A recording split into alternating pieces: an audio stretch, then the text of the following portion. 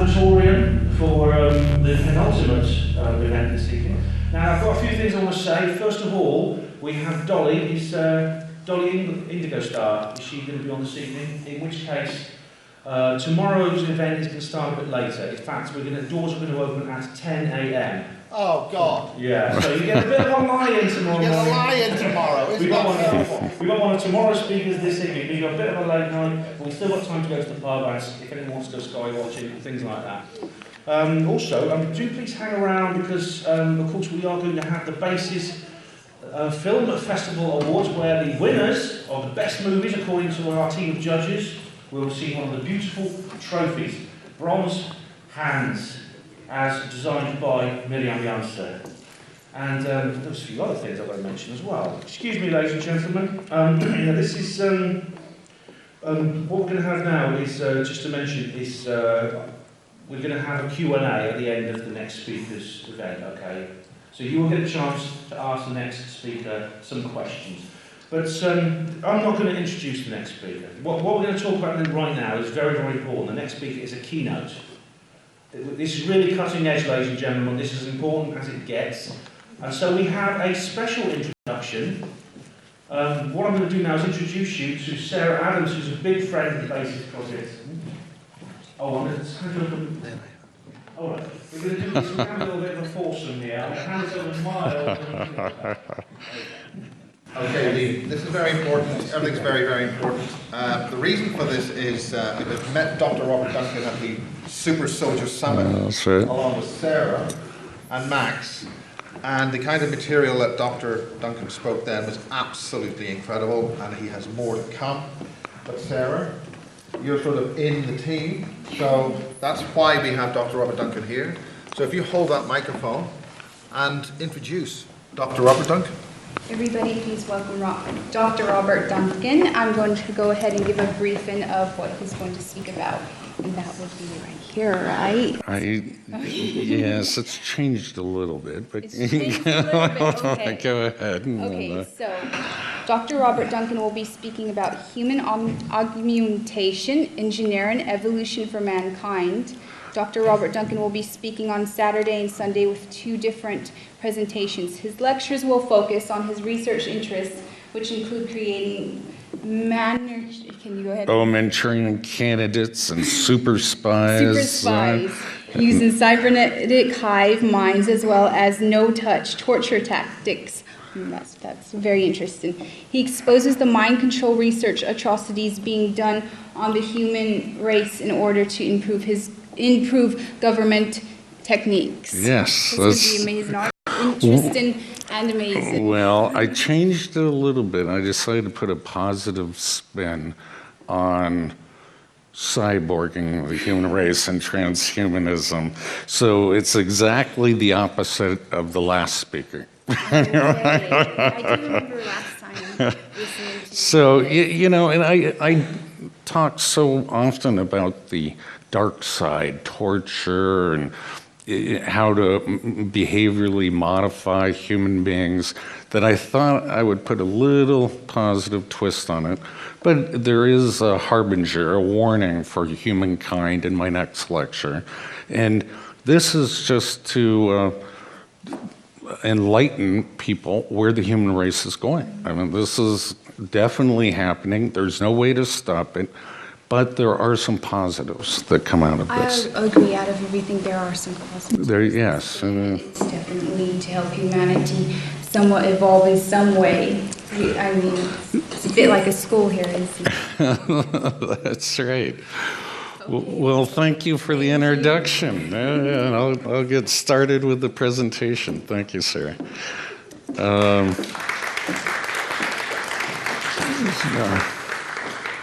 Can you put up the first slide, please? Oh, there we go. So when I started to create this presentation, I always do new material. I hate to repeat myself, and that's why I write books. Said once, read it. It's just easier for me that way. So these are new presentations, and Miles invited me out here, and He said it's going to be on cyborging. And cyborging, the basic definition is cybernetic organism. So it's transforming human beings into partially machines. Now, does that necessarily mean metal or electronic circuits? No, it doesn't. And as we go through this presentation, I'll explain that. But let me talk a little bit more about myself before I go on. So I have many degrees, studied all my life. Went to work for the Department of Defense, projects for the CIA, Justice Department. And my specialty was really artificial intelligence and robotics. And within artificial intelligence, it's pattern recognition. And that's what the human brain basically does. It filters and it recognizes patterns. So I've worked on a robot, for example, that's called INFANT. It's an acronym, but it learns to grasp objects, and it gets better and better at it, faster and faster. I wrote, along with 2 other people, the artificial intelligence code to track all the submarines around the world. And in fact, I don't know if I'm allowed to say this, the last time I was in your country, about 20 years ago, I was worried I couldn't get through customs, 2 days ago, is I went to a couple of your secret bases, worked with the Royal Navy, NATO, and it was, there was a bug in our software that they sent me over to fix. And I'm just kind of rambling, telling a story. I get there in the command and control center, working on the code, trying to find the bug, and soon there were tracks everywhere in the command and control center. And I think I screwed up. I did something wrong. They're like, no, no, no. This time of year is when all the Soviet subs move. Those are accurate tracks. So I felt pretty good about myself. I've worked on technologies such as inner-city gunshot sniper fire to triangulate on the sound waves. A lot of like fingerprint recognition, voice transformation. How do you fool somebody on the phone? And in fact, this was used in the Gulf War. They called up the generals, used voice transformation so it sounded like there are other generals giving orders to the commanders in the field, and they fooled them where to go. But voice identification is very common, especially with your GCHQ or, back home we call the NSA. The technologies go on, and, I was lucky. I was just a scientist. I enjoyed just working on high-end technologies. And, so, but I ended up getting a conscience. And I was working on EEG-controlled robots. And all that means is electroencephalograph reading the brainwaves off of human beings and learning to control things, like robots, go left, right, forward, back. But I saw how this technology could be abused. I don't consider myself a whistleblower per se. Other people call me that. But there are very bad things going on, at least in the United States with the CIA, with torture and interrogation. Now, they've improved their methods. It can all be done wirelessly now. So you can insert maximum pain into a human being. And maybe it's for interrogation, for example. And tomorrow I'll talk a little bit more about that and cybernetics, cybernetic hive minds. But that was just kind of give you a sample of my background. I've also been an international consultant for business, not very interesting.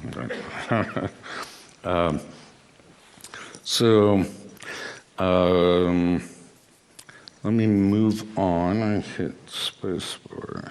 Oh, yeah, here we go. So I want to start off with a quote by one of my idols.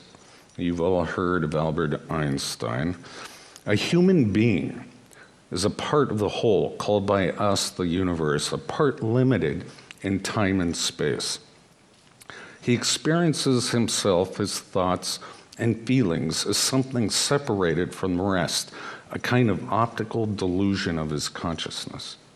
This delusion is a kind of prison for us, restricting us to our own personal desires and to affection for a few persons nearest to us.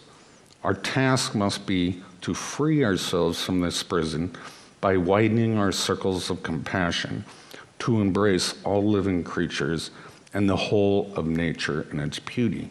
I love that quote. And what he's trying to say is the sense of self is a delusion, that we're born as babies and we develop an ego and we think we're separate from the entire universe. We have this sense of self. It's a delusion.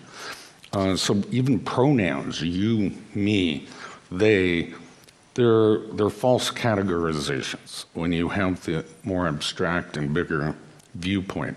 And this can be even proven diving down, going in the reverse direction.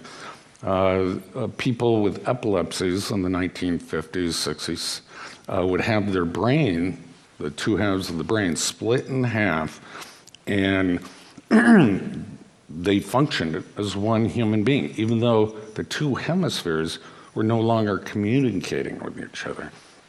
And you can also see this with individuals with multiple personalities. The sense of self is a complete delusion. And I think that was my main point there. So this presentation is going to be sort of on the philosophy of transhumanism. And I want to kind of show you that this has been going on forever. There's nothing new. It's happening faster, and so it scares people. But we have been transforming ourselves for a long time. What are tools? You know, an extension of the hand. Are cars or houses part of our extension? We use different language to describe it, but it's really part of your being. Is an implanted tooth, for example, part of you? Is it transhumanism? What is it? I mean, we think of these as benign things, but really what we're struggling with is the mind-body duality. We have a mind and a biological robot body, the best tool you'll ever use. And it's hard for us to grasp that. You know, are your fingernails or hair really part of you just because they grew out of you? And so I'm going to get into a few examples in nature that will show you that this has been a long-going evolution in culture, and that we should not be so scared of these additions to our physical being. And technology, if you think about it, there are only a few species, apes, they actually can teach their young to crack walnuts, coconuts with rocks. Now that's a learned behavior. They can also dig for termites by licking a stick, and they can teach their young how to get food that way. But generally, most animals don't teach their young anything. They're all inbred. They're all genetic programming. So technology is a life form that lives through human minds. And we just happen to be the smartest creatures on Earth that we're advancing this at a very rapid rate. So let me talk about these abstract ideas. There's an ant hill, ant colonies. Look at the structures they build. But what's interesting is biologists don't really look at individual ants. They consider that an organism, and that the ants are just cells. And you can do the analogy that human beings were just made of cells in part. They can be replaced, they can be regenerated. It's an organism. There's a beehive, similar thing. They weren't taught by their youngsters how to make a beehive. This is behavior that is pre-programmed into their neural structure and their genetics. And another example is a bird's nest, for example. They don't know how to make a bird's nest when they're born. They just intuitively know. So the question is, are they construction or part of the organism and species? Are the cells of your body part of a colony? Can a human survive outside of society? And the answer is kind of no. Obviously, the people in the International Space Station, they have done a pretty good job. But there was this experiment by a Harvard professor called the biosphere. And they did it twice, and they wanted to see if humans can survive in an enclosed, encapsulated space with food, plants, what you would expect to help humans survive. And it turns out, no, they couldn't. The one thing that they got wrong was that we're symbiotic creatures with the Earth. We need bacteria, for example, in our colons. It helps process food, and without that, you will die. And so we are part of the Earth, and you have to supplement it, I guess, if you're in space, in order to survive. So I'm hoping to generate thought and questions within you. Where does the definition of body begin or end? What is your body? And, I couldn't come up with a good answer. So here are some funny pictures.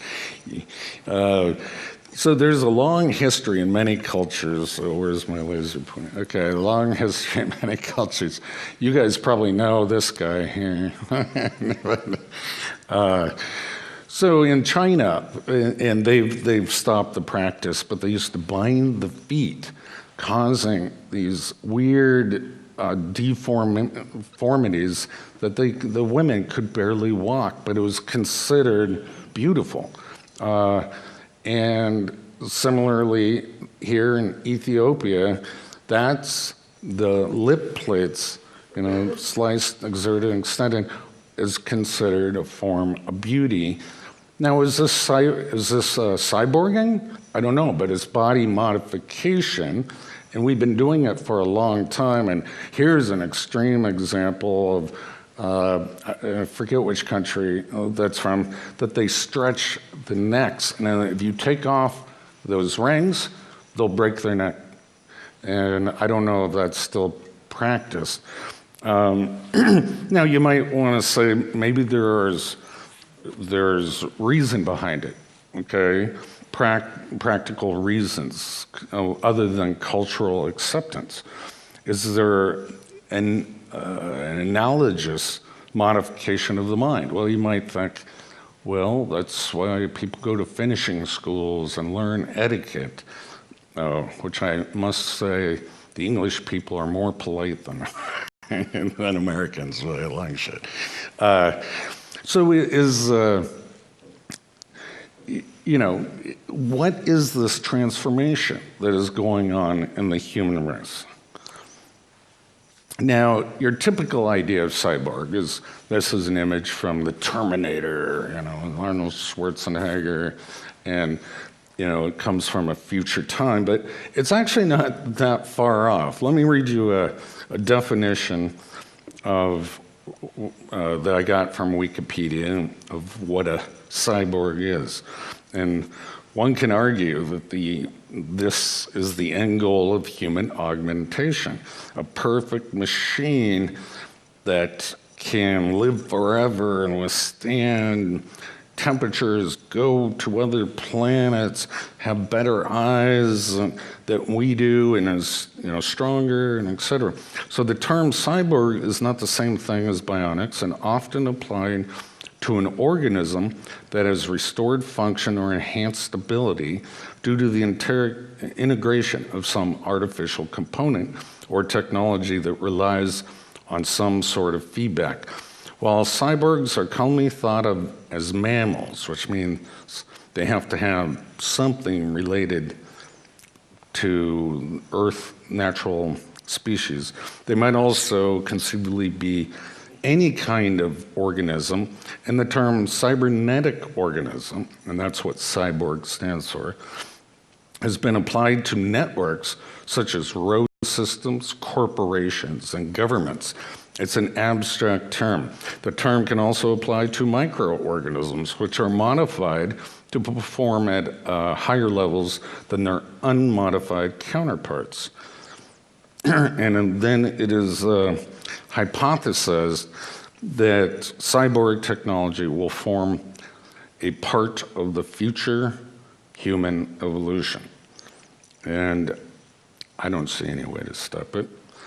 Let's move on. So back in the day, I worked on a project called the Soldier 2000 project. Obviously, had to have been before 2000. And we wired up soldiers and people in hospitals. We used guinea pigs. And it was to collect all their vital systems, and track them, where they were, what their heart rate is, their breathing, their stress levels, mental states, and et cetera like that. And it was using a wireless body LAN to do it. Now, the technology has advanced much further than that. I also worked on a project in graduate school to make paralyzed people walk again.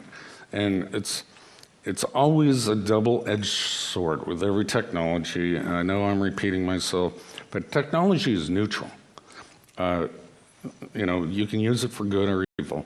Fire is the most basic example. Kills bacteria, cooks food, keeps you warm. But you can also burn down villages. There's always a militarization or weaponization of any technology. So the weaponization, I suppose, of helping paralyzed people walk again are exoskeletons. That there's still a problem with the power source, but 1 ounce of force can lift 300 pounds, but the tactile feedback, it's called haptic feedback, won't even squish a grape. And so you can be as gentle or as strong as you want. And these are obviously suits for the future. Right now, the military uses them for loading heavy objects, so the person doesn't get tired of lifting them onto the truck. Let's talk about how we build this cyborg. Well, right now we already have artificial skin that's made of a hexane material that the body doesn't reject. Well, the positive use is for burn victims. You can't really have a skin graft if you have too much of your surface destroyed. So artificial skin, that's great. That's great. And then let me grab my laser pointer again. So this other slide here is showing how they inject cells into a scaffolding, and the cells grow, and the scaffolding kind of goes away. And this is a process to grow organs, bones, many different things that humans would like if they get old and their organs fail. So you can see the positive why we are inventing these things. Here's a weird one. Pointer, I think is that, is a mouse growing a human ear. I don't know how you lose a human ear, but, and that can be transplanted onto the person that lacks that organ. And here's another thing, okay? We have an artificial heart. Who doesn't want an artificial heart? I mean, Dick Cheney's gotten many of them. He's pretty evil. So we are cyborging ourselves, but for good reason.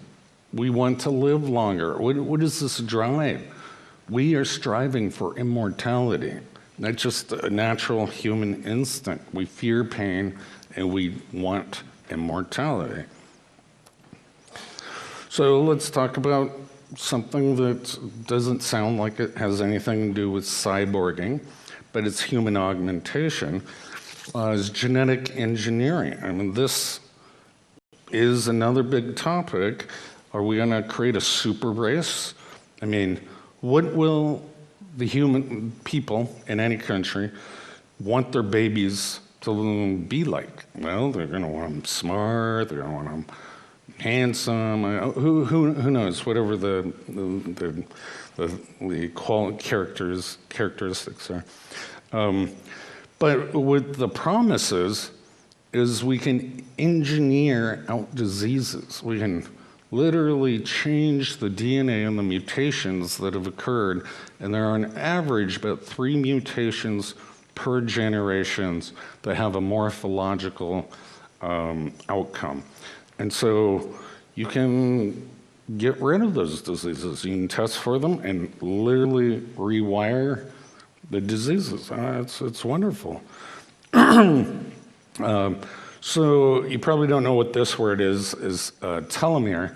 It's on the end. You have many telomeres on the end of your DNA. And this is the code which tells the cell how many times it can divide before it kills itself. So we literally have programmed, excuse me, in our DNA a death sentence.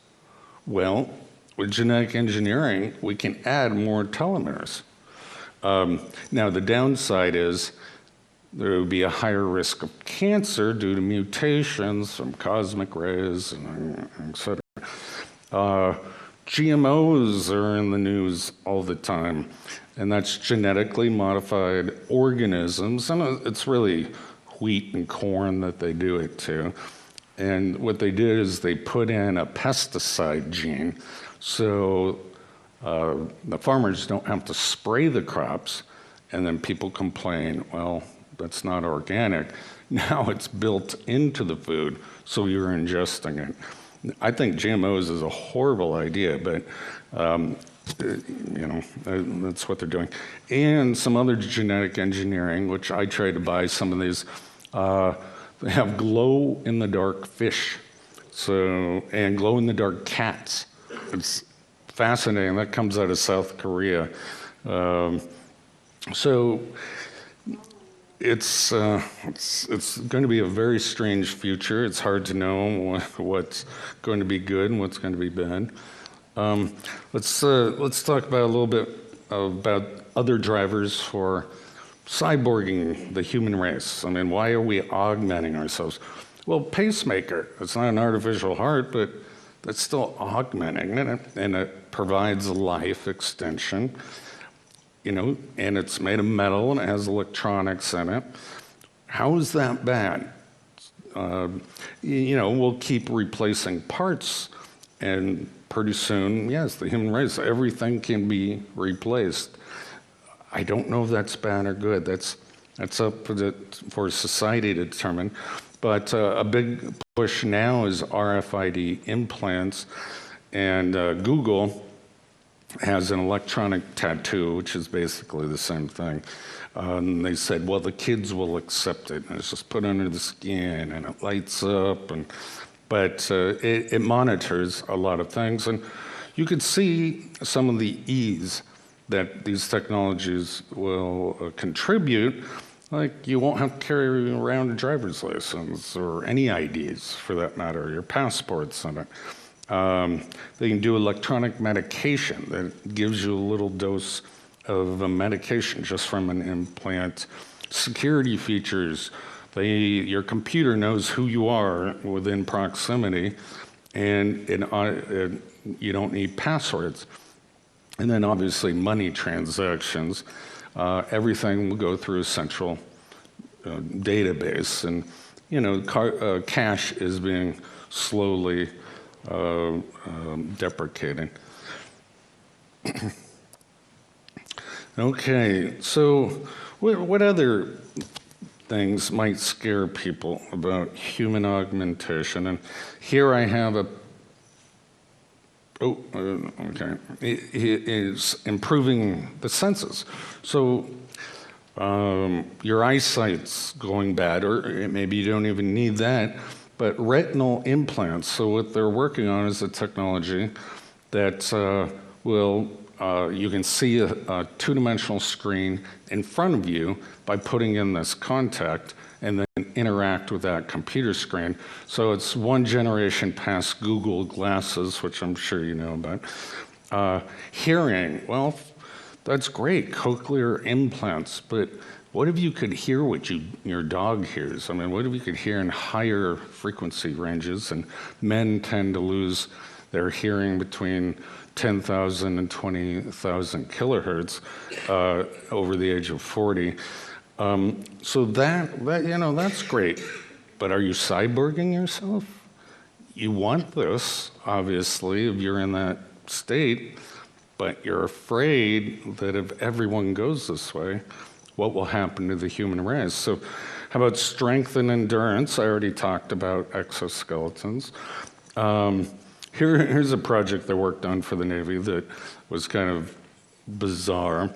The brain can be rewired to any senses. So I'm sure you've heard that if you're in say a car wreck or something and you lose your eyesight, your hearing and your taste and your smell increases. The differentiation of what your brain will do, because it reorganizes and dedicates these neurons for those types of actions. And so in this Navy experiment, the diver, and it was meant for sonar, would have a sonar equipped head mount and tactile tongue grid of, I'm going to say 400 by 400. And he'd put that on, and he would look around and see everything, create a map in his mind, and then they would blind him entirely and use the sonar touch on his tongue, and then put him in an MRI and do the experiments, and the same paths light up as vision in the diver. I mean, that's amazing. You can literally rewire the brain to see through your tongue. I think that's pretty amazing. So another field that's very related to cyborging, and again, I'm just trying to put definition around the word cyborging, is neurorobotics. And University of Washington and Duke University also do a lot of this research. So this is a picture of a monkey with, you can't see the wires in his brain, by the way. It's blocked out by that. But he's restrained, and he's been taught to use a third arm, a robotic arm, to grab a marshmallow and feed. And grab it and feed. I mean, isn't that bizarre? The monkey's brain rewired so it can feed with a robot arm. It shows you how plastic brains are, human minds. So let me give you a definition here. Neurorobotics is a combined study of neuroscience, robotics, and artificial intelligence. It is the science and technology of embodied autonomous neural systems. Neural systems include brain-inspired algorithms, computation models of biological neural networks, and actual biological systems. Such neural systems can be embodied in machine, with mechanical, or any other forms of physical actuation. And so they even include prosthetics and wearable systems, which I also worked on. And that was kind of my inspiration when I was a child. I loved bionics. I think I saw the $6 Million Man, and I'm like, I got to work on that. I got to work on it. So let's take another approach. How about nanotechnology? Is that cyborging somebody? Some of the scientists working on this, their promise for humanity is you can inject little nano robots and they'll go around your arteries and clear away the pathways, the plaques, and be used in immunology to, destroy the cancer cells and brain diseases like Alzheimer's. One scientist even said, we're going to have nanobots that rest on your scalp and will cut the end of your hair every day. The exact same but there are obviously many dangers in this. I remember reading a book by Kurt Vonnegut called Ice 9, and you don't know how this technology, when released into an environment, is going to affect planet Earth. You don't know. And so I think scientists are really rolling the dice. They got to keep all this contained. There are so many things that can happen. And imagine a self-replicating nanobot that eats flesh.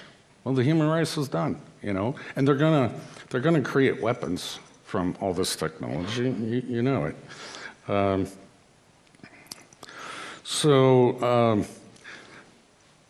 One of my specialties and what I study is called cybernetic hive minds. Now, I don't know exactly how this fits in with cyborging, but the military is already starting to do this as synthetic telepathy. So humans have discovered technologies that increase the reach and bandwidth that they communicate, from telegraphs to mobile phones. And futurists call this bluing effect because blue light has a higher frequency, hence more information can be contained in it versus red light. So they call this the bluing effect of humankind. And now we have, the smartphones and everything else. Well, the next step is going to be direct brain-to-brain communication. This is already in the works. This is telepathy, and it's more than in the labs, and I may talk about that later. But is that a good thing? So you can't keep secrets from anybody. There's no firewall for the human mind, but we are becoming more of that connected species that we wanted. So maybe we can have more empathy and love and understanding. I don't know what the future holds, but this trend will continue. The next major disruptive technology, when the public sector is allowed to know, to use and understand it, will be direct neural communication.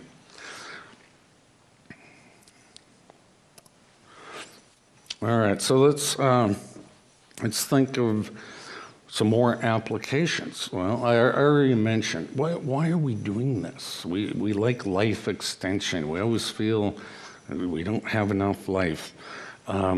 So, my estimate, 50 years, immortality will be here, so to speak, where the brain can be, the consciousness of the brain can be transmitted to silicon form and stored and put in a robot, but only a few people will be able to afford it, so there'll be that issue.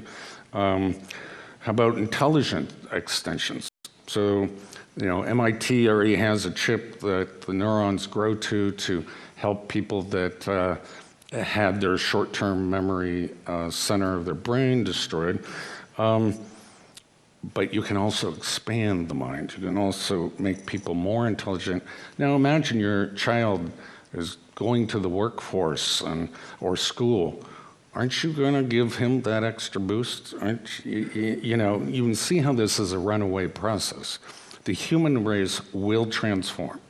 There's no stopping it, just due to our individual drives. I just threw in this other application, is mood alterations. Imagine you can literally make yourself happy or fall in love or whatever the emotion is, more awake, more sleepy. We will have that self-control. Now, I told you that I would also warn you, what do you think governments would do with this? They will control your minds, your moods, and everything about that. Now, that's all I had, so I want to open this up for questions now. And I hope you've been enjoying the conference so far. I can't see anybody up there. Any questions? Yes. Oh, he's getting a microphone. Hold on. And it can be about anything. You know my work. So. Okay, so I'm able to go into consciousness, into people's consciousness in their minds, and essentially see this energy. And I've come across people which I feel are totally, call them people, but are totally made of nanotech. And when I went to enter the consciousness, there was altars, but then there was nothing underneath. It was sort of like empty abyss. I would notice around them that they were charging from everything, literally, that was around them. They could even charge from electronics, from people, from everything. So do you think that the government has already made these sort of robots that can act as human, but they have to also still emotions in a way, still emotional energy? That way they can go ahead and fit in, and that way they can stay, charged, because if they weren't able to charge, they didn't work. No, that's an interesting point, and I haven't had the movie produced, but I wrote a movie script called The Enemy Within, and that was supposed to be a double entendre about the government, can you trust your government, and also about the soul-stealing technology. And so I have a scene in there that pipes voices and forced speech into people walking by, and they don't even know why they said it or what forced it. So do I believe that this is already out there? Oh, absolutely. That's why I've been talking about it for so many years. No, and you're right. It's difficult to read people because how do you know if someone's controlled? They don't even know. I've encountered very few of these. They seem to be the most advanced creation the government is made. I think first they started to make soldiers that were sort of like split and could go dimensions, and then eventually they went just to pure robotic nanotech. Well, and there's another side to that. The CIA, I'm sure you've all heard about MK Ultra, was a mind control technique developed by the Germans, and it requires a lot of abuse. And with abuse, the personality splits, and then they can control and program different personalities with keywords. And there's a parody, a movie coming out called America Ultra in August. It's going to be funny, but a lot of people might find it a very personal story. Are there any other questions out there?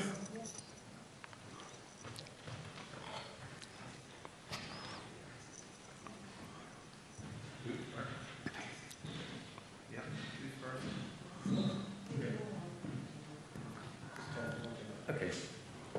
Yeah, There was an incident some time ago involving a couple of women, supposedly sisters, maybe clones, that ventured out onto a motorway in Britain.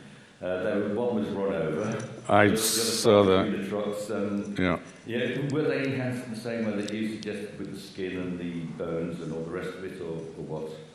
Oh, they very well could have been controlled, and you know, again, I say I always blame the CIA when you can't point the finger, but they love twins, and there's reason for that. You know, it's deception and et cetera on their missions. So they were twins rather than clones, do you think? Yeah, I saw the episode that you were talking about. It's all over YouTube, then it's removed on. I can't even, you know, speculate. They could have been clones or twins. And, you know, human cloning, I think George Bush, our former president, said it's illegal, but that doesn't stop people, you know, from doing it. Human cloning is absolutely here. We can clone every other animal, why not humans? But it's kept very secret. So I don't know in that particular case. While we're on cloning, when you clone someone, would they be grown through the same gestation and growth period as normal humans, or would they become instant fully grown humans? Well, they would, no.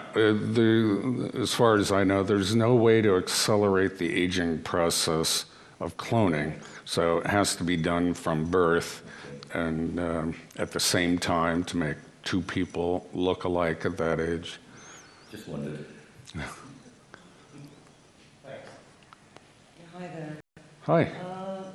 What it is, back in Estonia, where I'm from,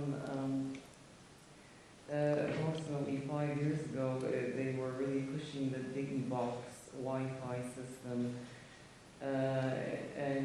You know, essentially everyone now has one at home. And then what I usually do when I go to sleep at night, I plug it out completely because I felt that there was definitely something emanating during sleep time. So in the morning I would wake up more tired than going to sleep.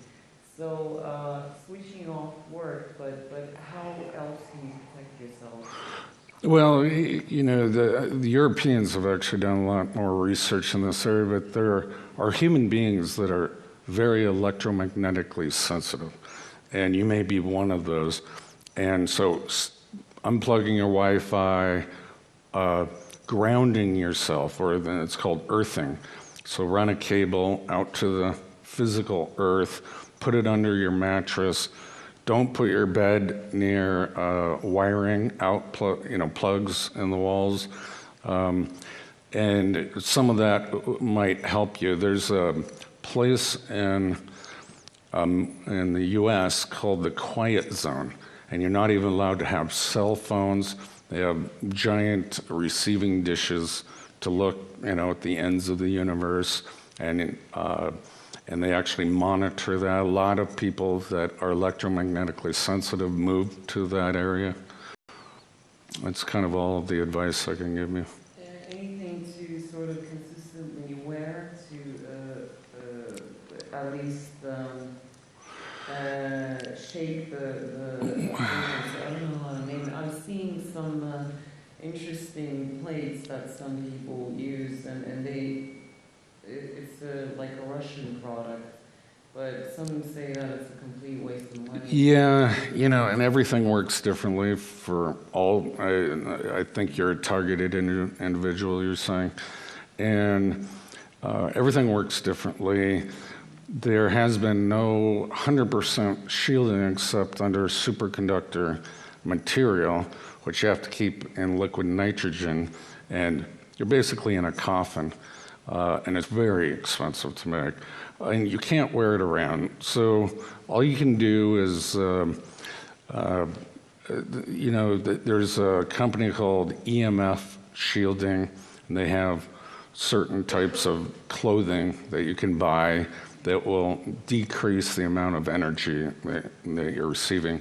But I haven't read any studies, and I haven't done them myself, of anything that could help you while you go to work and walk outside and do anything like that. No, I use a crystal called shungite. Yeah, it's interesting. Crystal quartz, the theory is it disrupts microwave energy. It changes it somehow. And so I've heard stories where quartz has helped people if it's near their bed or they're wearing it. So I have heard that, yeah.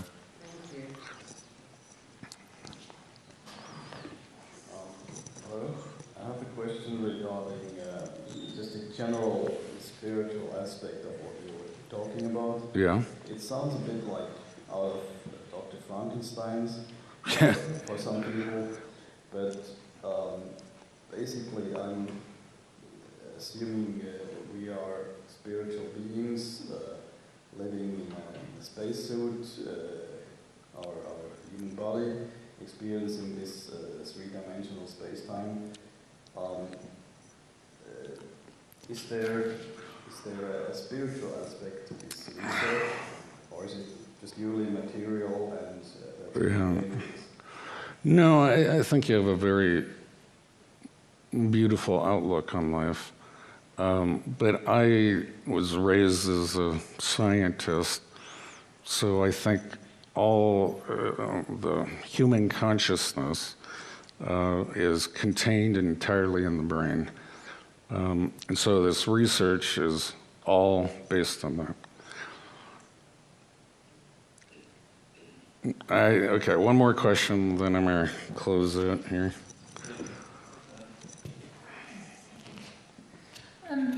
It's a comment, really. Okay. If you don't mind. So the answer to your last question in relation to the man's comment on spirituality, it seems to me that therefore there's a vulnerability in the research, because it seems to me that one can say that there are a set, as all research has, of assumptions, which we haven't delineated, but I'm assuming you would go along with that, that you have a paradigm which all research has within which you are working, and that your results are consistent within that paradigm. Yes, and so from this paradigm, all of our behaviors, we have a subjective experience and rationale, these feelings of why we do something. But you can put electrodes in the brain, as Dr. Gil Delgado showed from Yale University, and you can make a human being feel anything. But it's, so scientists actually look at it as behaviors. We are a set of behaviors and programs, subjective programs. Right, I understand that. Okay. Point of view. So a lot of the questions that you posed in the first part of your talk were related to the pros and the cons of cyborging, which I thought was an interesting perspective and an interesting way to introduce the subject. But it seemed to me, in reflecting on it, that we're already there in what you're saying, because the illustrations that you give are very interesting ones, but we already have illustrations of how technology has been applied in our daily lives, and we can already observe the effects that it has on our well-being. So as a populace, it seems to me, we are already in the position to draw the conclusions we need to draw about whether or not this is working for us. That's true, but you know, I gave an example of the individual. What are these drives? Well, if you have heart trouble when you get older, you may change your mind and maybe you want to be a little more cyborg to survive. That's a very good point. And so one of the ways in which humanity and human beings is seduced, it is by tapping into, exactly as you're putting it, these so-called drives, most of which are unnatural to begin with. So the idea that one would want to live beyond one's years, or the idea that one would want to be disease-free, and all of these ideas are in fact unnatural. I agree with you. So I agree with you. In the first place. Yeah. Yeah. Oh, good comment. Thank you. All right. Well, enjoy the rest of the conference. Tomorrow I'm going to be speaking. Oh, what? Could be important because it's especially Britain suffered from the mad cow disease. And I went a little bit into research research of M. Purday, who was an ecological farmer, and he refused back then mandatory vaccination, and he was the only farmer that didn't lose any cattle to TSE in the 80s. And he did research, and what he found out very much looks to me like an open field experiment with neuronal dust. Because you had, if you look at TSE, you have piezo-crystals, barium strontium titanium. You have this sucking out of a copper from the system, so that you have insufficient, so that the neuronal system is dissolving into protein prion chain pieces. Yeah. And then it recombines using the piezo-crystal as new neuronal connecting points. So what actually happens with the TSE is the formation of an electrosensitive replacement for the nervous system, which for me 100% looks like the beautiful little nanobots which you find on the concept of neuronal dust. And I wonder if, especially if you have this, look at this mandatory vaccination, will it force all the cattle population of Great Britain into this experiment? You're stealing my presentation of tomorrow. I'm talking about neural tests. So yeah, it's very interesting, and I'll address that tomorrow. I don't address it today. Okay. Yeah. I just wanted you to come across HARP, the H-A. Yeah. And the rays that they are. It's called a. So the rays they're proposing to send to Earth. They're use these electromagnetic fields in warfare and all sorts of other. weather modification, behavior modification, moods, and Plasma rays. All this sort of science. I'm very interested in that field. I just come across. yeah, they can create artificial aurora borealises and stuff with that. They're called phased arrays, very high power, directed towards the ionosphere.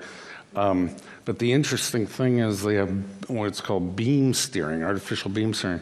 So they can create a focal point in the atmosphere, blow a hole in the atmosphere, or alter weather, or beam it back to Earth, because the ionosphere will bounce certain radio frequencies under, I think, 900 megahertz back down to Earth. So Dr. Nick Baggage is kind of the expert in that area. He wrote the book, Angels Don't Play That Harp. And there are, that was built in 1991, but there are at least 15 that have been identified around the Earth. So HARP is not the only one. Yeah. All right, well, thank you guys, and let's see you tomorrow.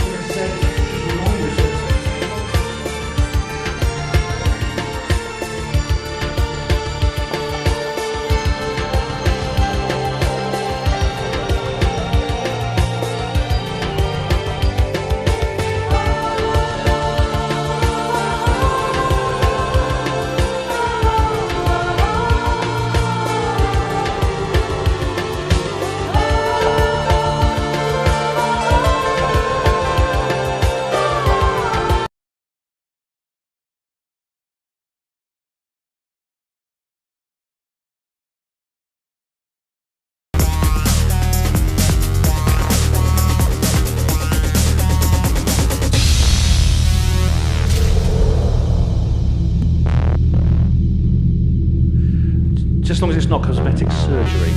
Robert Duncan, the final presentation of the Basis International Show. Take one. I'll just give the final few words. This is the final presentation. There will be some questions and answers immediately afterwards. Thank you, Robert, for your second presentation, and to the MC, thank you indeed. This is the final presentation of the day and of the week. the 3 days. And it's been quite a weekend, ladies and gentlemen. How many of you have been here for the whole weekend? Some of you, most of you have. A few of you arrived yesterday, and some of you have just come here today. One gentleman in particular I'd like to thank came all the way from Oban, Scotland on the coach. He's now sitting on the front row. That kind of commitment I really, really respect. Now, do you feel you've had your worldview rocked, anyone? Anyone? You're familiar with this sort of thing. Now, when you come to a conference like this, it's a very, very intense experience. Being here with a lot of other people who don't think you're crazy and talk about the same things that you talk about. It's something that never happens when you're at home. And you're all going to go back to your own little private lives where everyone does think you're crazy and you can't talk to anyone about it. And for that reason, being at a conference like this can be a very intoxicating experience. And at the end of the conference, it does end very abruptly. At the end of this session, that's it. It's all over. I know there's the dinner for those who are staying. But it can be quite a harsh come down. And so I would just, as a word of advice, I would just say to you, take care of yourselves in the next few days, ladies and gentlemen. Stay in touch with other people. Network with other people. Maybe read a UFO book or a DVD or watch a DVD or something else on that subject, right? Just to sort of acclimatise yourself back into normal life. All right, and then hopefully it won't be so hard. You may find you feel a bit down after the end of this conference. Okay, but don't worry, it'll wear off. So now let's proceed with the final session of this conference, and we have the return of a speaker who was here yesterday. He's come back for more, and you couldn't get enough of him, could you? Well, he's going to talk about cyborg agenda, cybernetics, and other related matters, and he is Dr. Robert Duncan. Thank you. Thank you. So, people know my background from yesterday's speech, that my real specialty is artificial intelligence and robotics and redefining what human beings will be in the future. And a lot of people find this scary. I don't want to be redefined. I don't like this idea, something that's beyond my control. The very sense of self is going to be altered. Well, you're actually under a lot of control systems, and you have been since birth. Indoctrination, how did you learn to speak the language that you speak? What's etiquette? How do you know how to behave in society and culture? So you've been indoctrinated. There are a whole bunch of forces that are controlling you and manipulating you at any time. So there's this field called cybernetics, and I'm going to define it as Wikipedia defines it, but it's a notion that we are not separated from machines. We're actually systems. And so it's a concept that we are all part of an economic system, we're part of a tribe, part of a culture, and that even bionics or other human augmentation, that was my speech yesterday, is still part of us. So let me define cybernetics for you. So the man who actually defined the word, created it in 1943, was a guy by Norbert Wiener. Same time the CIA was created, by the way. But the science of control and communication in the animal and the machine. Now, there are many definitions of cybernetics. I think I read about 71 of them before creating this presentation. And many individuals who have influenced the definition of direction of cybernetics. So the man, Norbert Wiener, a mathematician, engineer, social philosopher, coined this word from the Greek, which means steersman or governance. He defined it as the science of control and communication in the animal.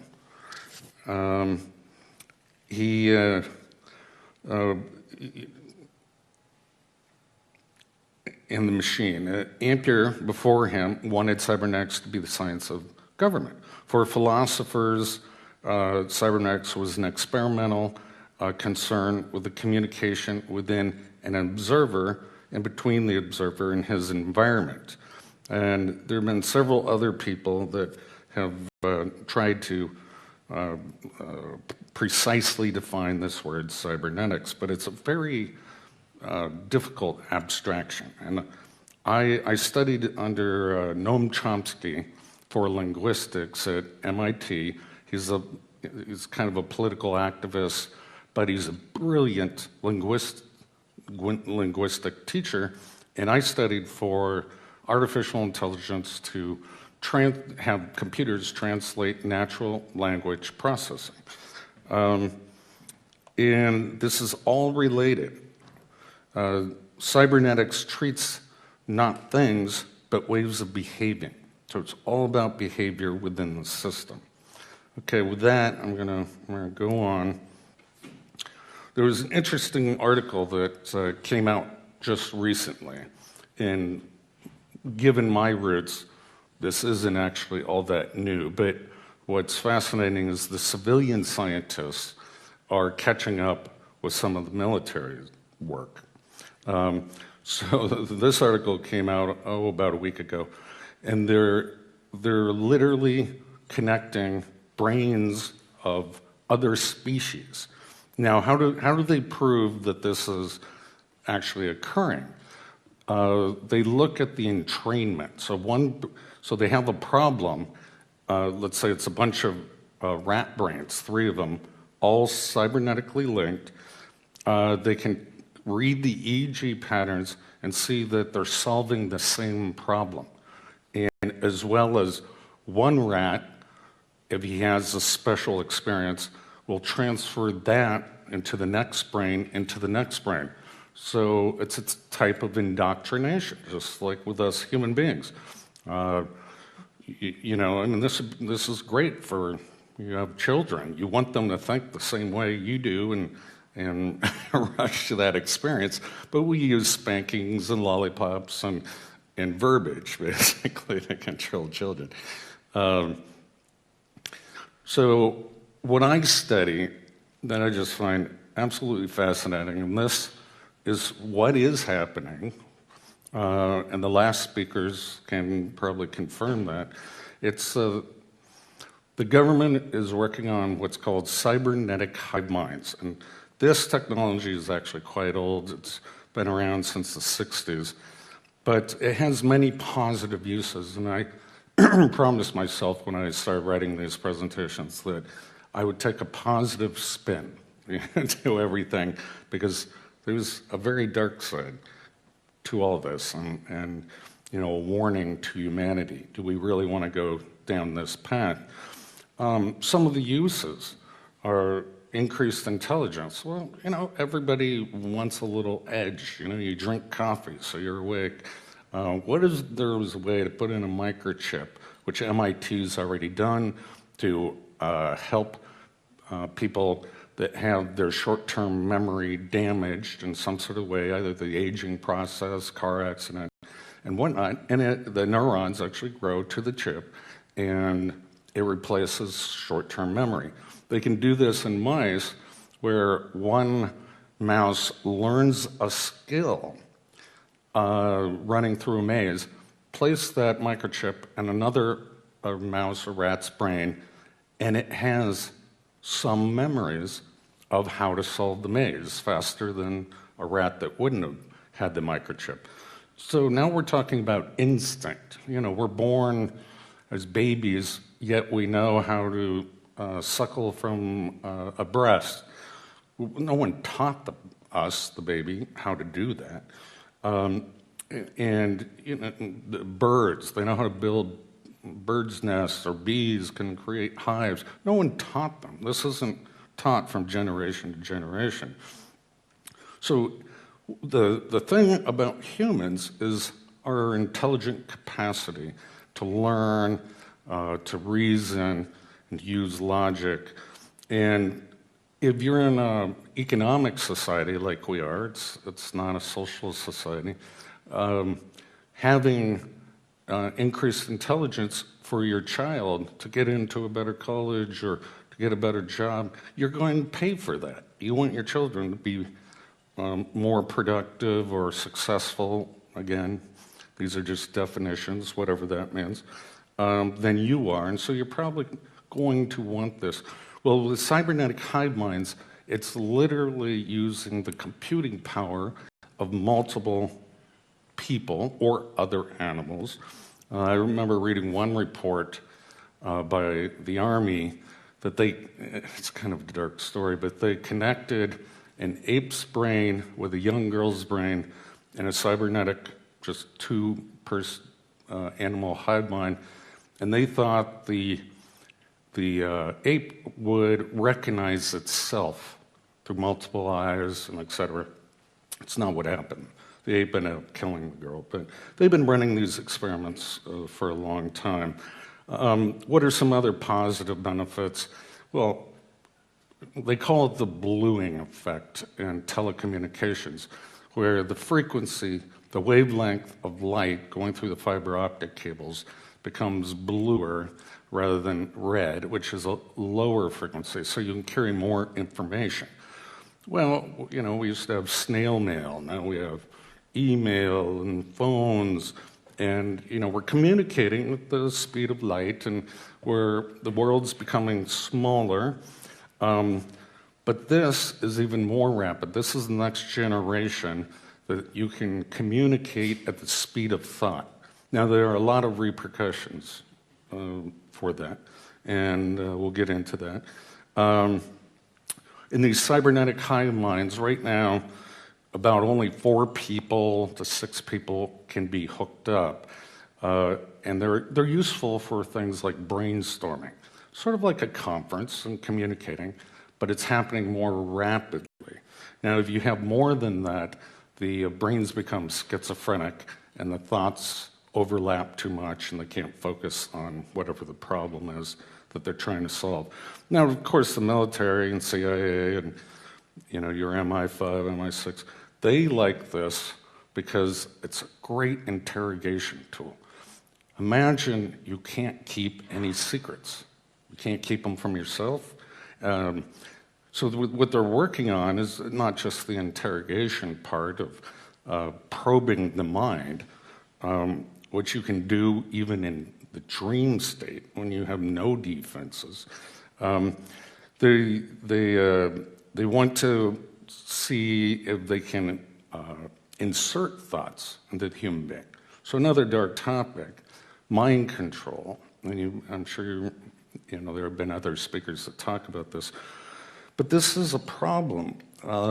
We all love our privacy. We all love our sense of free will. And I do strongly say it's just a sense of autonomy. You're always, unless you're in a sensory deprivation chamber, you are always getting other influences that your mind is reacting to. They also use it for sampling the population, for predictions of mass influence. So what if we say this on television, as, you know, as a policymaker in your government, how would the population respond? What other words can we use? And so it's a way of testing and polling the population without them even being aware that that's happening. But my favorite is accelerated education. You know, I spent so many years in school, and probably a third of my life. Imagine that you can pay for a system that clones your professor's ideas and thoughts quickly, eliminating all the errors of thoughts and et cetera. I mean, that's a huge boost to the economy because we spend so much money on education. But is that mind control? You got to ask yourself, is education mind control? It's a way to teach people how to think. Is it mind control? And these are ethics and morals that you're going to have to determine for yourself. So I was talking a little bit about well, mind control in particular, and something that I worked on, and I'm not proud of, but it's called the voice of God weapon. So there are 4 different techniques and technologies that can pipe voices into an individual's head. And once you can do that, you can control them using neuro-linguistic programming techniques. You're rewiring their thought processes and brains. And so this gets into what's called offensive information warfare. And they used it, I believe, in the Gulf War to tell the enemy at that time, lay down your guns, this is Allah. And it worked pretty well, because hearing voices which have no direction or sound, you have to assume that it's some spiritual entity. So it works pretty well. And then, I don't know if I'm going to get into this, but there's something called hyper game theory. How do you, they want to see if they can manipulate people to do things that are irrational, but also walk them to their death. And so you can call it a eugenics program even. And they need to sample all cultures, language throughout the world to define their probability matrices of which tricks, techniques, deception works. That's just what's happening. All right, well, let's talk a little bit more about the definition of intelligence. And, you know, I've argued this and debated this since I was young. And I really couldn't come up with any good definitions. I like to think it's some form of self-awareness or reasoning, logic, and memory that's kind of more standard IQ tests. Maybe it's a capacity for empathy, because I know a lot of people that can't empathize. It means you don't have enough life experience to put yourself in that person's shoes. But artificial intelligence uses a stricter test, slightly stricter.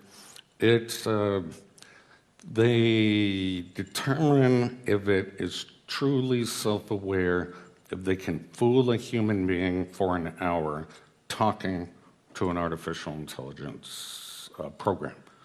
And so that test has stood up for a long time. They're way past that now, but you won't hear about that in the regular news. So really, what I think is amazing, and I'm going to put a positive spin on this, is we're starting to mix and reconfigure minds as partially human and partially AI. And those are the experiments that are being tested on some of the public. They're often called emergent minds. And they're completely alien to this planet. The planet's never seen this before, but we're creating them. It's sort of like genetic engineering. We're mixing genes up. New species are going to arise from that. How do you define it? How do you classify it? So when thinking about intelligence, I started thinking about the SETI project, the search for extraterrestrial intelligence. And that is like breaking encryption. So I look at it from the military point of view, signal intelligence. How do you know some source out in the universe that you're scanning is intelligent? Maybe it's a quasar star, maybe. And so you have to just say it's an abnormal signal. Let's try to decipher it. So it's really like encryption. And that's what intelligence is a complicated signal.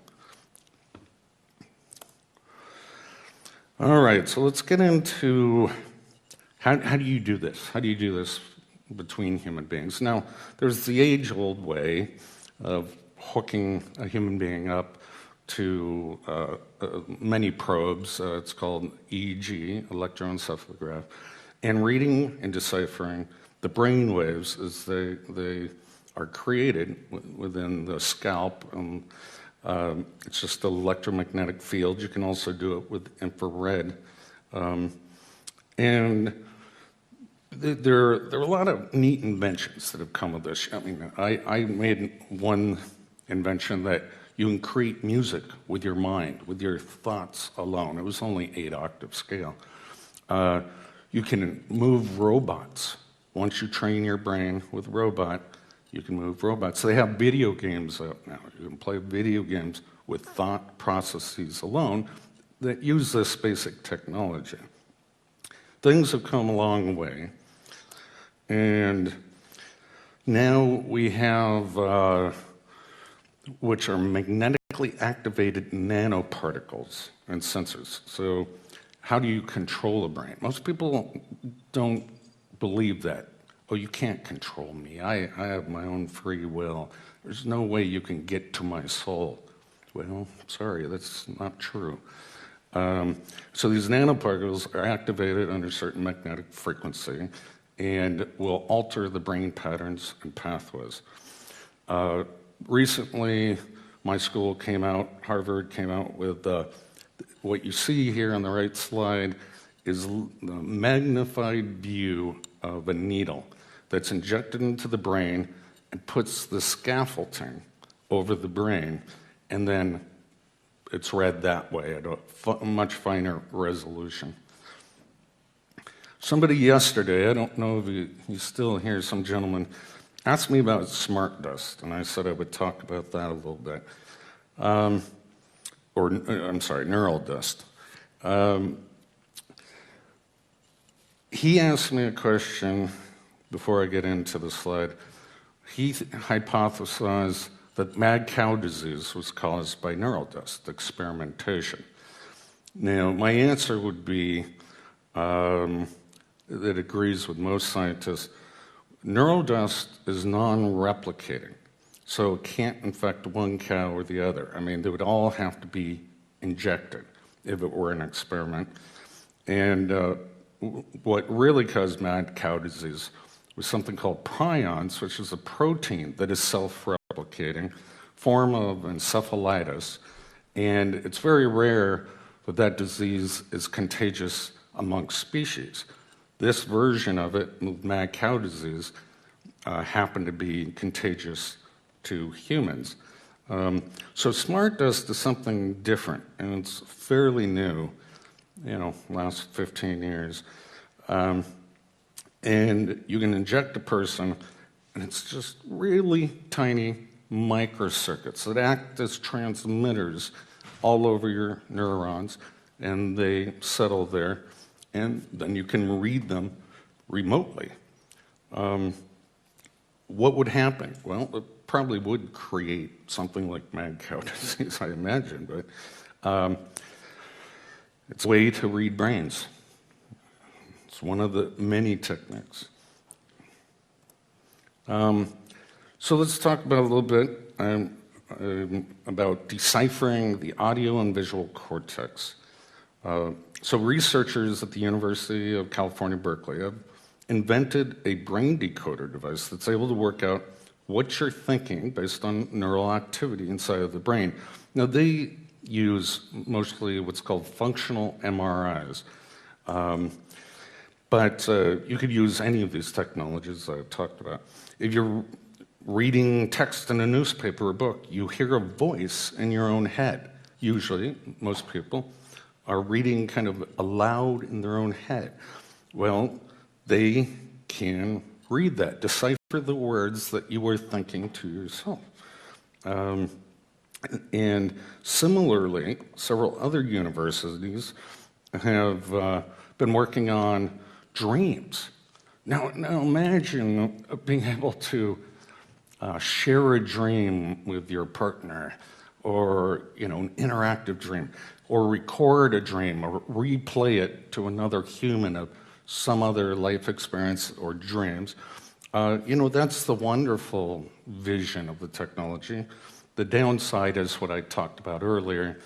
You can be programmed in your dreams. Many cultures, like the Indians, believe that dreams are spiritual, God is talking to them, and hence it's a good mind control tactic. But that's the time of hopefully our private, creative, subconscious processes going on. So there's another one, University of LA, maybe Stanford University. They are decoding visual images. So they train the person under, in functional MRI, that's the standard technique, to look at images, and then they record them, and then they ask the person to imagine the object. It can also just be imaginary. And the computer will decipher the brain code, and so you're looking at a hammer, you're looking at a saw, that's a house, that's a cat. So the technology in the civilian sector is coming along quite quickly. Now, so there is a warning about artificial intelligence. Bill Gates recently came out and said, you know, we don't know what we're doing. This might be the end of the human race. Elon Musk of Tesla, billionaire, said the same thing. We got to stop this. In fact, he invested $10 million for a research grant to figure out what the safety controls are in artificial intelligence. Stephen Hawking, one of your professors, has said this. So a lot of smart people are saying, we got to look at the future. This may not be the best solution. We have control of it now, but if something like Skynet from the Terminator movies comes online, we have morality. It does not seem to be a part of intelligence. And so let me give you an example. Read this. Human, so this is the human being, and this is out of Google, by the way, says, tell me the definition of morality. The machine, the AI program, says, I don't have ethics. Human, look, I need help. I need to know more about morality. I don't know what ethics is. Okay, I need to know how I should behave morally. I don't know how to tell you. Is morality and ethics the same? Yes, sir. What are the things that I do to be immoral? I don't know. Give me some examples of moral actions. I'm not a moralist. All right, morality, integrity. What is integrity? I'm sorry, I don't know what else to say. Be moral. The AI program says, be a man. I really like our decision on morality and ethics. And the machine says, and how I'm not in the mood for a philosophical debate. What do you want to talk about? Nothing. So he totally shuts down his master, his programmer. I thought that was brilliant. Let's see. Okay, and I'm going to get a little bit off topic here. I'm coming sort of to the end of my presentation, so hold on there. But, and I'll show you how this is a little relevant. There's a technology that, this is out of Japan. This is a company that's doing a three-dimensional television which you can touch. So I was going to show you a short clip or movie, but I couldn't get it on my presentation. But this is a finger touching a femtometer. It's 1 × 10⁻15 guided lasers that, when they intersect, they create these glowing dots, and they can make it into all sorts of shapes and so. And the reason I bring this up is because this technology has been around far longer than, again, civilians know about. And it's a way that the Air Force is creating orbs in the sky, many orbs, through intersection of these high-powered lasers. Now, you can't see the lasers because they're out of our visual range, but where they intersect, they'll create a glowing ball. Now, that's great for Air Force because you're ionizing the air, and that creates a radar deflection. So you can, for your enemy, you can make it look like entire fleets are about to approach and bomb and whatnot. It's all an illusion. It's all an illusion. But this is a cool technology that's coming about. So you can imagine combining some of these technologies. Let's say you're reading someone's dream. Well, you can touch it and change it in 3 dimensions. I mean, there's a lot of possibility, a lot of potentials there. I worked on eye tracking, eye gaze interfaces for the military, the DoD, and wherever you looked, it's looking at your pupil and a reflection of infrared light. Your mouse cursor will move. And then when you're on whatever menu item you want to do, you blink and slowly, and then you drag it down, and then you blink twice, just like you do in a mouse click. And that's an operating system that's completely, hands off. I mean, there was also a voice recognition system built into it too. But what's interesting, if we can connect the visual workspace, and that's what psychologists call it, when you imagine things, you daydream, they call it the visual workspace, also with computer feedback into the mind, imagine the possibilities, imagine them. So I'm gonna close up here, and this is very controversial. I know. So Revelations 18:23, for by thy sorceries were all nations deceived. And there's something similar to that by Arthur C. Clarke. Any sufficiently advanced technology appears like magic to a lesser civilization. And where I'm getting with this is Reagan had a speech at the United Nations, and he made it at least 3 times. And he said, if aliens were attacking us, if we would give up our differences and we'd fight the aliens. And he was just trying to make a point. Maybe a new world order is something we need to think about. Maybe we shouldn't have these wars. It's an interesting way to put it, but that's how we tribe, is usually governments create fear, terrorism, whatever it may be, and then we all got to stick together. And that gets into, false flags. And so Project Bluebeam, which is just rumor, this is true conspiracy theory here, although I know it's possible, that somebody apparently from NASA leaked this as something they were working on. And telepathy, electronic two-way communications. Well, we have that now. And that's very scary if you never experienced it. Making humanity think an alien invasion is about to occur at every major city. Well, we have holograms in the sky. I describe that technology. And they talk about other things that might make this come about. But all I am saying is beware. So, for example, I'm going to say something controversial. I love crop circles. I think they're just beautiful art. And the effort to make them is incredible.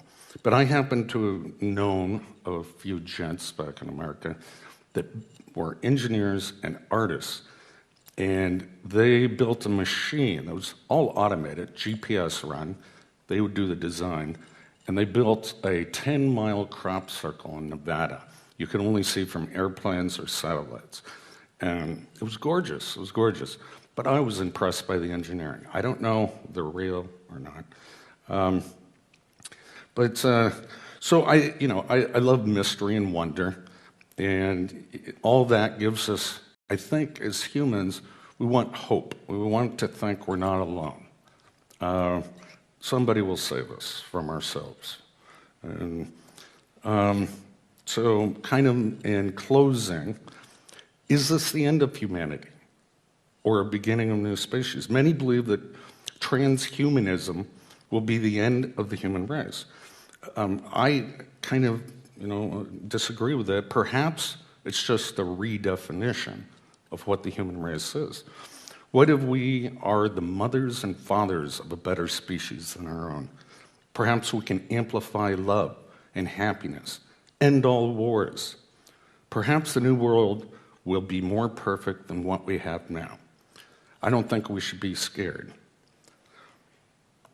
We should embrace the future and understand the consequences. Questions? The mad cow disease, because of... Oh, okay, that was you, yes. Me, sorry. I don't know how far you are into the research of the disease itself. You know more than I do. Okay. Yeah. If it's okay for you, I will just fill in the facts, because the transmitting agent was crystalline. They burned it at 800 degrees, injected it into the brain of the next animal, and it still transmitted the disease. So what is transmitting is the barium strontium, the piezo crystal itself. Not necessarily. Now, remember, a prion is a protein. It's not a virus. It's not a bacteria. Yeah, it's a protein that self-replicates, and it's immune to high temperatures. So you can't cook the meat, and that won't get rid of it. The prion goes away at 800 degrees. Only the crystalline, okay. 800. Yeah, 800. that sounds about only right. Ash. Yeah, right. And they managed to transmit it at 800 degrees, introducing the ash of the brain of an infected animal into a healthy animal. This is one part. Okay. The protein prion chain appears when the nervous system is dissolved, because the mercury is stripping the nerve, and the lack of copper is dissolving the nerve. So basically this is dissolved nervous tissue that recombines with other heavy metals that are available to rebuild an artificial. What made you think it was smart dust, or... It just from the geometry, if you have a new core, like a piezo crystal forming the center of a neuronal... what causes the holes in the brain? Then the nervous system regrows. Instead of copper prion protein, it goes barium prion protein chain. And this connects to the piezo crystal. So we have an antenna system that is spitting out electrons on command by radio signals, and introducing the electric signal into the animal-owned nervous system. So this is exactly the concept when you go into YouTube and you look for concepts of self-assembling nanobots. So what's the cover-up? Why are they covering that research? I don't know what they tried to do. I guess it was an experimentation how far the system affects the health. Because what they did is they had a mandatory vaccination with a chelate that pulled out the copper of all the cows. And this is where the disease started. The lack of copper started the disassembling of the nervous system. And having a completely senseless mandatory vaccination causing this pandemia of mad cow disease looks like experimentation to me. Huh. Sorry, it's just the setting looks like. I don't have internal information who did it. And the piezo crystals come via the chemtrails. It's the main compound of chemtrailing is the barium strontium titanate. Wouldn't that affect humans as well? The mad cow disease is Creutzfeldt-Jakob in the human fields, and the other old age disease. Alzheimer's. Don't take on barium and strontium, they take on lead, that it's ALS, so they take on aluminum, then you have Alzheimer and dementia.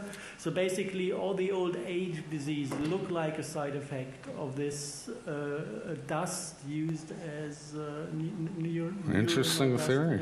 Yeah. It's all in the papers. The biochemistry is fitting 100%. All right, I'll research that further. further. We developed on top of this is working 100%. So I guess there must be something to it. The only thing we don't have is if anybody in the, let's say, civil domain research is aware of what is happening over there. And I would really like to connect to those people. If you have connection into the research, do us all a favor. All right, good comment. Okay, thanks. Thank you, sir. Thank you. Anyone else? Lady over here.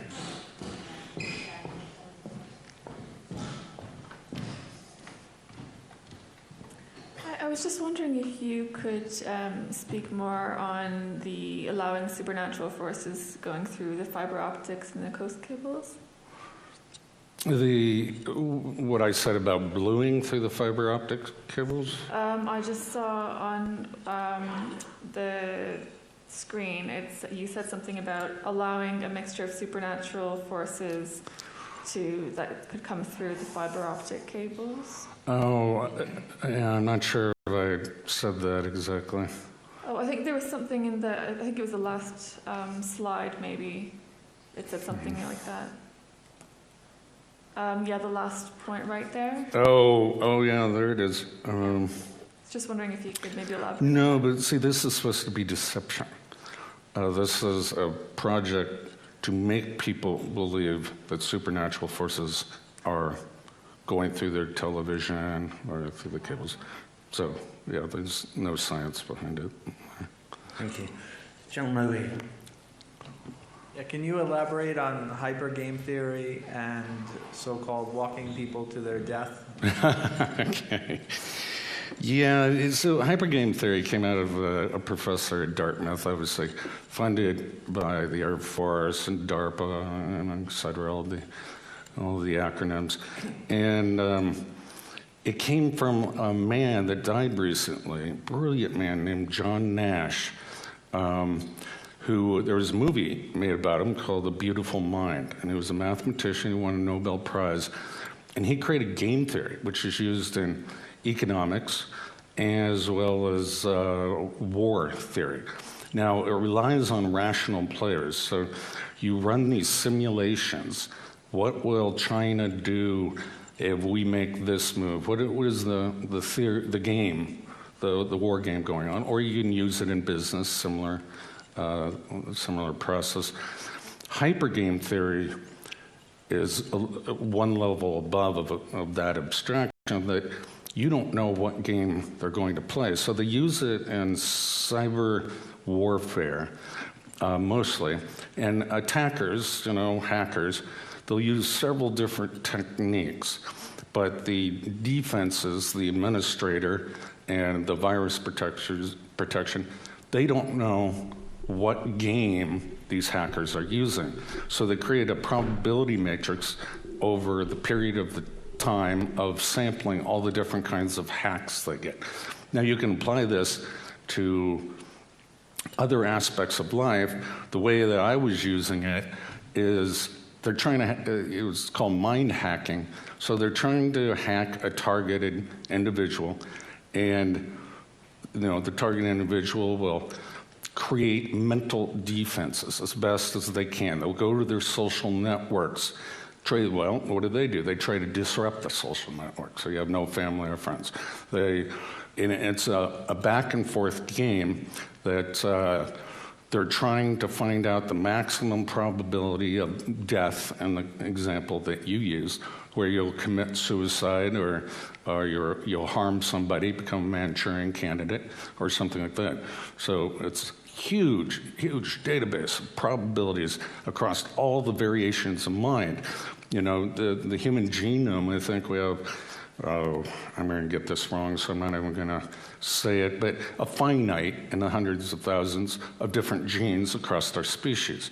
And we mapped them out in the Human Gene Project. Well, now it's the Human Mind Project, the Global Brain Project. President Obama just recently funded a whole bunch of scientists to decipher the mind. Well, our previous president, same thing, George Bush, said the same thing. They're trying to decipher every possible thought and uniqueness due to culture and language and whatnot. Thank you. Another one, please. So, Matthew, we're just going to have a reply from this gentleman. Yeah. Well, if there's no accountability or transparency in the development of all of this, how is it possible to have a positive outlook on this topic and humanity? Oh, that's a difficult question. I guess keep pressuring your government for transparency. But scientists, I'm a scientist, and while we may have our personal ethics and our personal beliefs and be moral people as an individual, we don't think of science as evil. We're brainwashed into believing everything we're doing is for the benefit of mankind. But look who pays our bills. It's all military. It's all for war. It's all for control, government control. So yes, you should be dubious. I don't think you should be depressed because there are a lot of great possibilities out there, especially if there's a technology transfer from the military to the civilian sectors. We'll see a lot of businesses that will feed our desires and needs. Yeah, I wish I had a better answer, but yeah, it's scary. I've got a quick question. Just to confirm, you said you were a little bit embarrassed, ashamed that you'd worked on a project called The Voice of God. Yeah.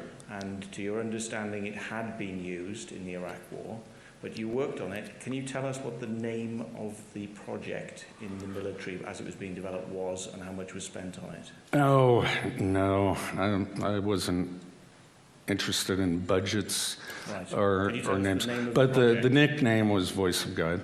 But it goes under a lot of different names, different variations. And so let me talk about some of the technology.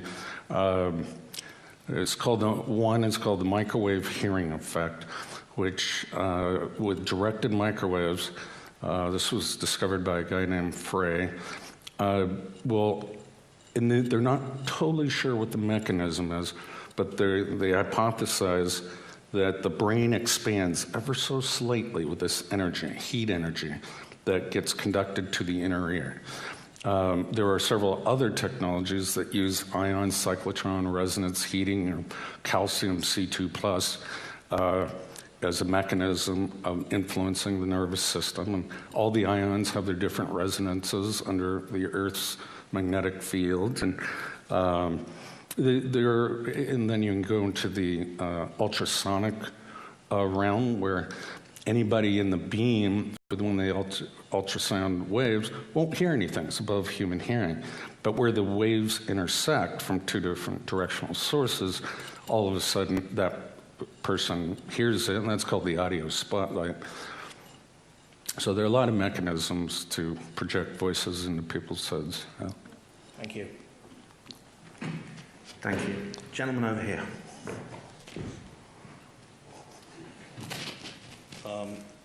Due to some unusual experiences in the past, I'm interested in the phenomenon of time.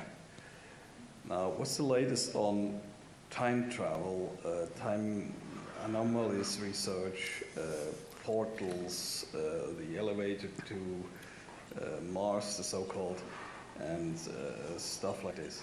Well, I don't know too much about time travel other than what Einstein predicted is near very high gravitational fields. Some of this is general theory of relativity. So like near a black hole, you can shoot yourself into the future if you circle around it. But, and you know, we have that CERN super collider that's online. That's going to create some interesting relativity effects.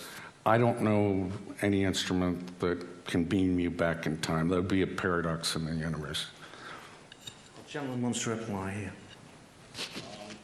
Actually, I developed some kind of a theory which is more spiritual in that sense. It is that we have been in the future, maybe 10, 15, 20 years from now, at an extension level event, facing this, and finally having come back from the future, and trying to change the present right now, just living our own lives again.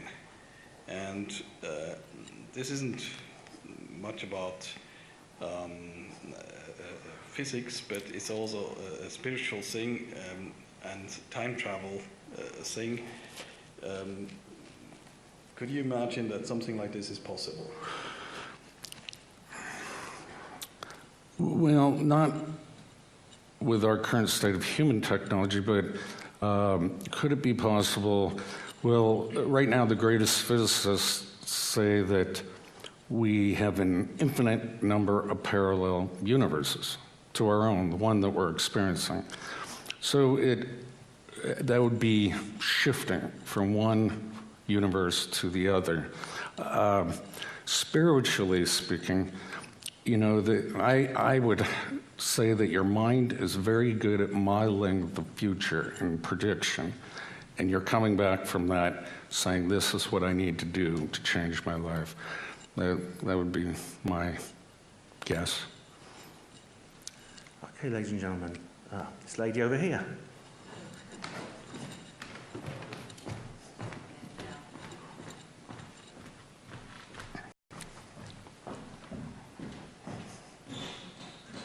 Hello. Hello. How many implants do you think the average person has? I'm sorry, I couldn't hear that. How many implants the average person has? Not somebody who works in the Secret Service or whatever. Yeah, implants. Because I had mine taken out. Yeah. Did that help you? Well, now you just can do it on galactic connection, and they do it spiritual. And most people, they've got implant in the third eye. Okay, I can understand it as a spiritual experience, but once your brain has been mapped out, you're kind of in the system. You have unique resonance signature, body and brain. The head, for example, resonates in most adults around 80 hertz, and the human body around 450 megahertz. 80 hertz, did I say that? 80 megahertz.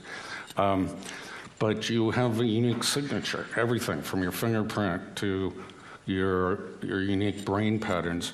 So maybe once you've been implanted, you're in the system, you can be tracked anyway, and taking the chips out won't really do any good.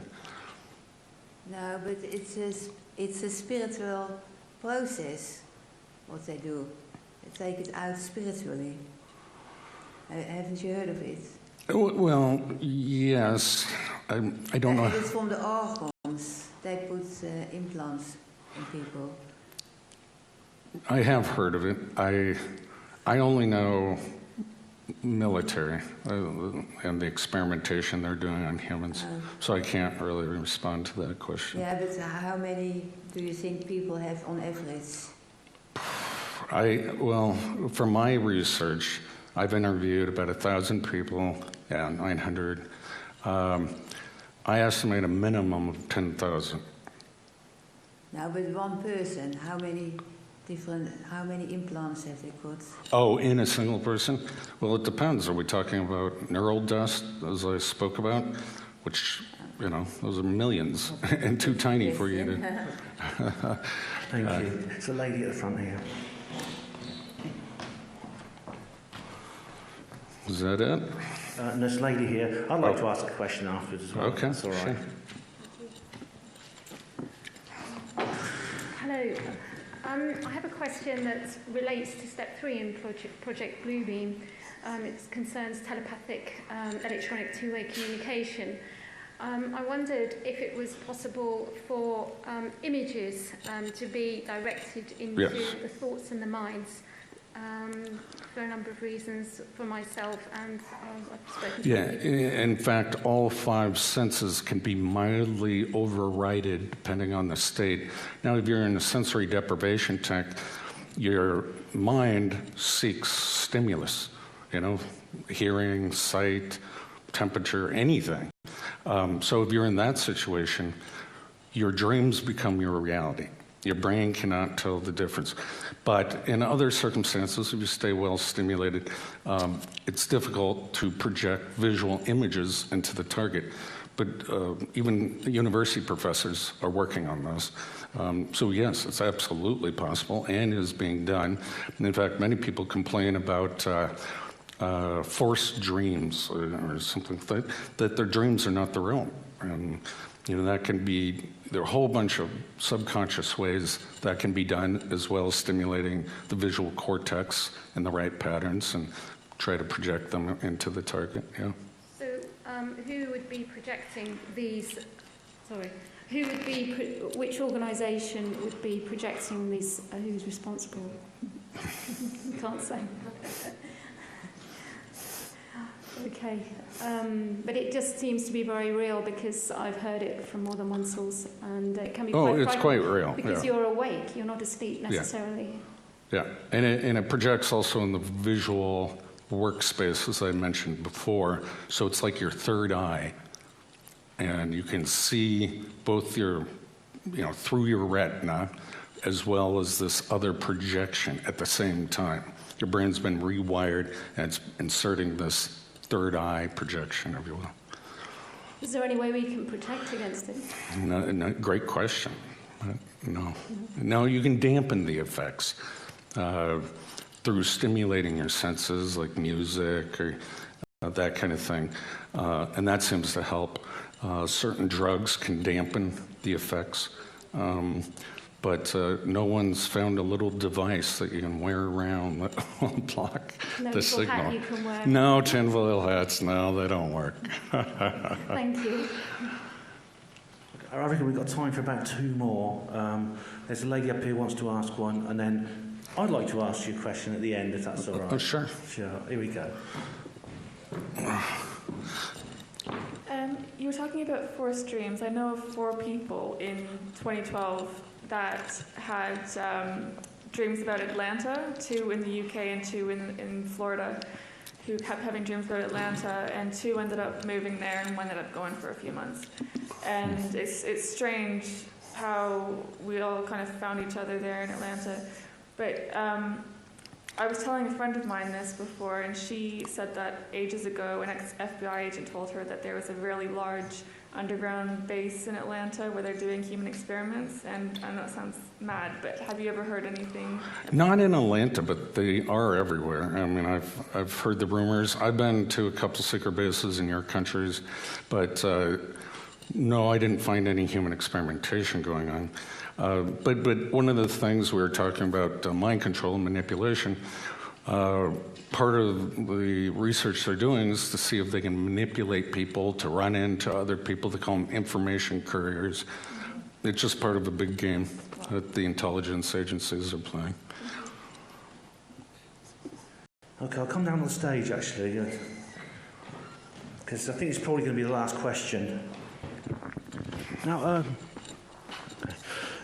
Dr. Duncan, you've given us a lot of reason over the last 2 days to be concerned by the potential for abuse of this technology.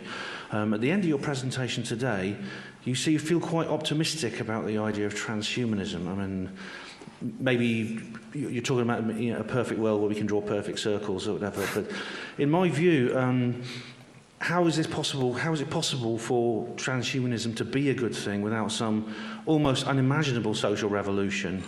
And I mean, as Max Egan, I don't know if you've seen Max Egan's video about transhumanism. He puts it very succinctly, and he says, how much can we be transhumanized without losing our humanity, especially where we have rulers who have none?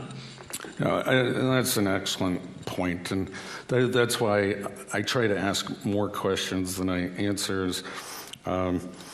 It has to be a social revolution. I mean, that's the only way it could be accepted by society. But this is so gradual within our generations that it will become more and more acceptable. So people walking around with Bluetooth, headsets, well, now we accept that. They look like the Borg, and so slowly this will eventually be rolled in, and we won't give it another thought. When a child is born, we genetically engineer them, with blue eyes or whatever they. Some might argue, though, that the technology we already have. I mean, the technology we already have is sort of cutting us off from each other. I mean, I'm guilty here myself. I apart from my family in my hometown and the men I live with, I know one person. But I have thousands of friends online, so maybe. Yeah. So is that just a redefinition of how to be social? What is a friend on Facebook? How often you talk to them? You can't shake their hand, you can't hug them. I don't know. This is something society is going to have to deal with. This is a social revolution. It's occurring right now at a very rapid rate. I call it a cataclysmic evolutionary event in mankind. Yeah, it could, and also, since we do have a malevolent elite in this world, the potential for the potential danger here is enormous. It is, and I think there may be an agenda to depopulate the world. Oh, I think there is. Yeah. Okay. Well, ladies and gentlemen, sleep tight. I know, It's grim stuff, I know, and it is grim stuff. It is. Leave on a happy note. Look at it this way. I mean, if people are not talking about this, then it'll be an awful lot worse than if people are talking about it. I mean, that would really scare me if this was going on and people were not talking about it. So, Dr. Robert Duncan, thank you very much for speaking to us again. Thank you for having me.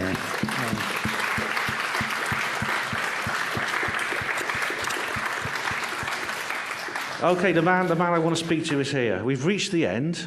Yeah. Okay. Well, this is the end of the second international conference for the BASIS project and its first film festival. Thank you, Robert Duncan, for coming the whole way from the United States. Thank you for the rest of you for coming here. It's been tough. There has been major new things discovered and behind the scenes happening here. We've had a few things here and a few things there. Very exciting. You're all invited to go to the Marlborough for 8 o'clock. This is it, and thank you. And could I just have one final word for Matthew Williams, who's our videographer and vision mixer. The great talented people outside, Roger and Rosemary, Nicole, and our other guy who helps protect the web. The website was given a bit of a hit, I gather. And Ben, who stood in instead for the wonderful Danielle, and let's wish Danielle the ability to be able to go outside and come on her own next time. So to you and the BASIS project abroad and online, and all those who have been here, and to Gary, my dear friend, God bless, safe home, good luck, and have a nice time. Yeah. One more thing, ladies and gentlemen. Before you go, don't forget to say a big thank you to Mr. BASIS Project himself, Mr. Miles Johnston.